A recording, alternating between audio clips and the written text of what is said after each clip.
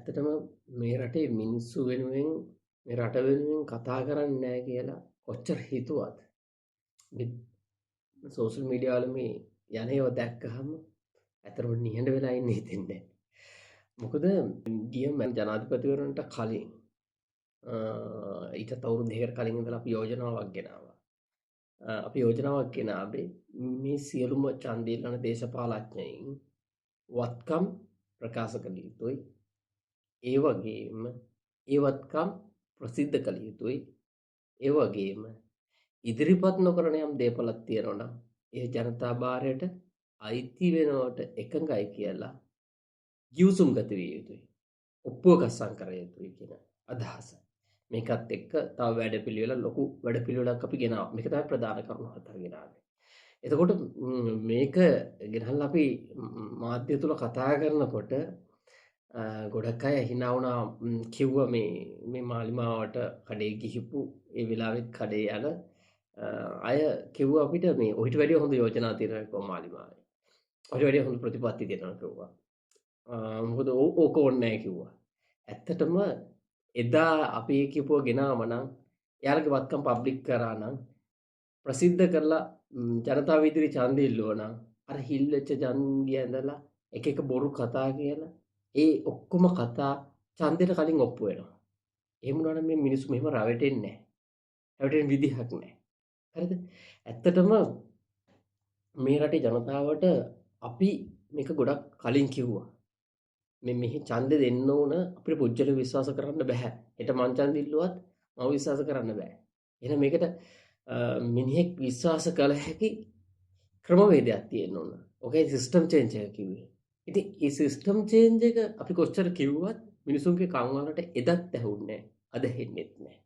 ඒකින්ද ඔය ලාල්කාන්තල වගේ මිනිස්සු ගේන්න මේ රටේ මිනිස්සු තමයි වග කියන්න ඕනේ. මොකද ලාල්කාන්ත අද ඔය ඉන්න ඔය විවේචනයට ලක් වෙලා තියෙන කාරණා පිළිබඳව එදා අපි කියන දේවල් ගැන හිතුවනම් ඔය මිනිස්සුත් එන්න ගේන්නේ නැහැ. අද මේ මිනිස්සුන්ට බැලලා වැඩක් නැහැ ඇත්තටම. බනින්න නෙවෙයි. තමන්ගේ ඔළුවට ටොක්ක අරගන්න. රටේ හොඳ දෙයක් කියනකොට හොඳ යෝජනාවක් කියනකොට ඒ කිසිම දෙයක් සමාජගත වෙන්නේ නැහැ. මොකද ඊට වැඩිය අර නිකන් ඍණාත්මක දෙයක් කිව්වොත් සමාජගත වෙන පරිසරයක් ලංකාවේ තියෙන්නේ. කොමඩි විතරයි ලංකාවේ. කට හරි බයිනෝ නම් මොන හරි චෝක් වගේ යනවා නම් විතරයි සමාජගත වෙන්නේ.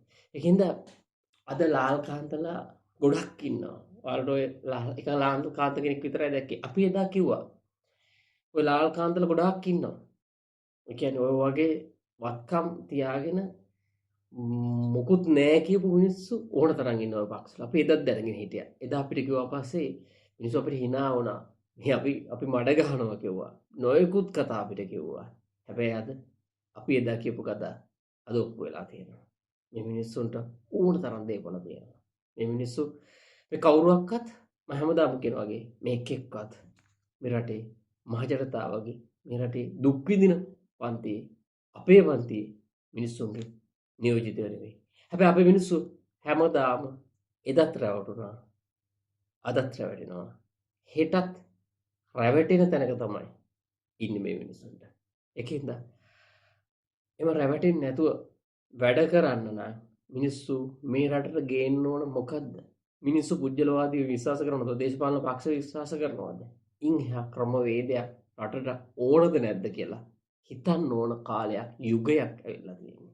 දැන්වත් ඔය අන්ධ දේශපාලනේ අන්ධ භක්තිකයෝ වගේ පක්ෂ පස්සේ යන ඔය ගොන් දේශපාලනේ ඔය මෝඩ ගොරහැඩි හම්පඩ වෙච්ච පරණ ඔය දේශපාලනේ තකතිරු දේශපාලනේ ඒවත් අත්හැරගෙනilla එක පක්ෂයක්වත් මම කියන්නේ අතීතේ හිටපු පක්ෂ මීට කලින් ආණ්ඩු බල හොපපු පක්ෂ ඔය එකෙක්වත් ඔය කිසිම පක්ෂයක් අති බහුතරයක් ඔය කවුරක්වත් මේ රටේ බලගේ අපේ පන්ති මිනිස්සු නෙවෙයි. එක තේරුම් ගන්න. මම කියන්නේ හෙට මං ආවොත් මම විශ්වාස කරන්න එපා. ඒ තමයි ඇත්ත. රටට ඕන ක්‍රමවේදයයි ඕන. මිනිස්සු ඕනෝ මිනිහෙක් කන්ට්‍රෝල් කරන්න පුළුවන් සිස්ටම් එකක් රටට අවශ්‍ය වෙන්නේ.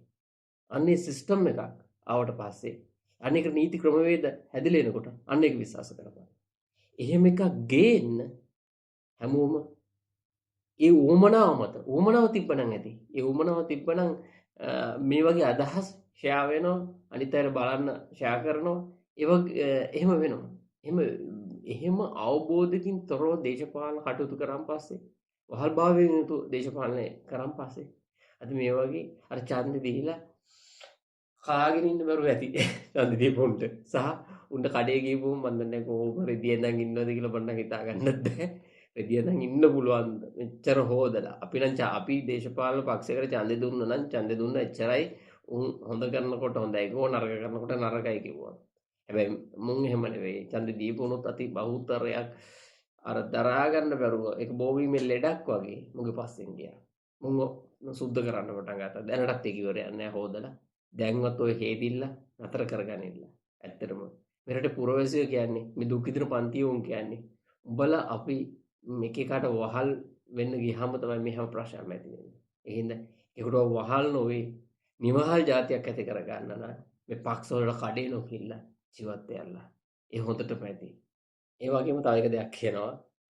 මේකම අපි කලින් යෝජනා කරපු ඒ යෝජනාව මේකේ ලින්ක් එකේ අපි දානවා.